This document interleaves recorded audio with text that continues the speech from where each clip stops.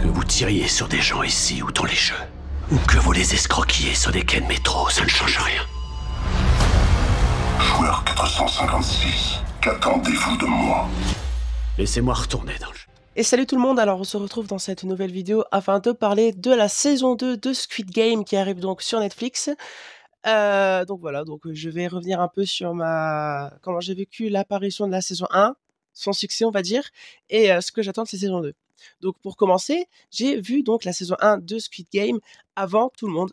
Pour une fois, je peux me vanter d'avoir vu la saison 1 avant tout le monde, parce qu'effectivement, je l'ai binge-watché d'un coup. J'ai vu ça, j'ai lu le synopsis, je me suis dit, ça a l'air trop bien. J'ai prié pour qu'il y ait une VF. Il y avait une VF, je me suis dit, une série coréenne en VF, c'est forcément un signe de bonne qualité. Du coup, j'y suis allée à fond. Et dès les 2 premiers épisodes, j'ai été à fond dedans, j'ai kiffé, j'ai surkiffé. Bon, peut-être pas tous les personnages, mais j'ai adoré le développement de personnages de presque presque tout le monde, quoi. J'avais juste la personnage féminin principal que j'avoue, elle m'a un peu fait en mode ouais, bon, mais c'est la seule. Tous les autres, je les ai trouvés vraiment attachants et en fait, on les comprend tous, on va dire, plus ou moins.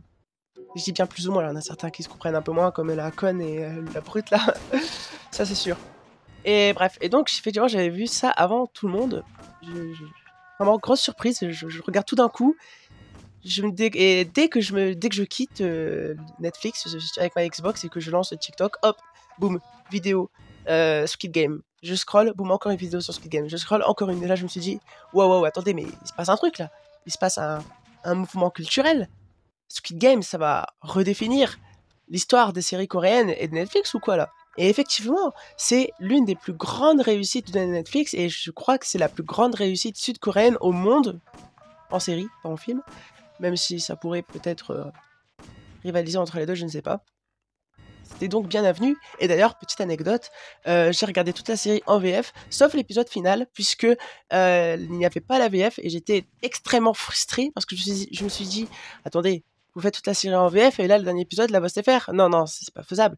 Et du coup, j'ai dû regarder le dernier épisode en voix STFR, et ça m'a un peu gâché le truc pour le coup, mais j'ai fait avec. Enfin bref. Et je trouvais vraiment que la fin était plutôt chouette.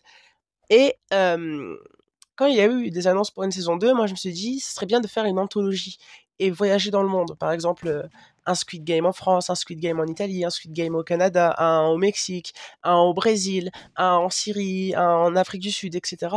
Et comme ça nous permettrait de voir plein de jeux différents et plein de thématiques différentes et plein d'aspects sociaux différents, etc.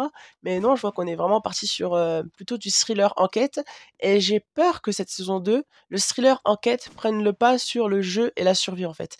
Et ça, c'est quelque chose que je pense que je n'apprécierais pas du tout, parce que moi j'en attends surtout du jeu, de la survie, de la torture, du développement humain, et pas vraiment du thriller enquête, ce genre de choses. Mais bon, honnêtement, je préfère attendre, je préfère voir ce qu'ils vont nous sortir. Déjà, c'est sûr que il va y avoir des jeux, évidemment. Est-ce que ça va encore être plus ou moins un jeu par épisode? Je ne sais pas, mais ce serait pas mal, honnêtement. Voilà. Bon, vous, qu'est-ce que vous pensez de cette série? Qu'est-ce que vous attendez de cette saison 2, pardon? Puis moi, je vous dis à plus pour de prochaines vidéos, tout le monde. Bye bye.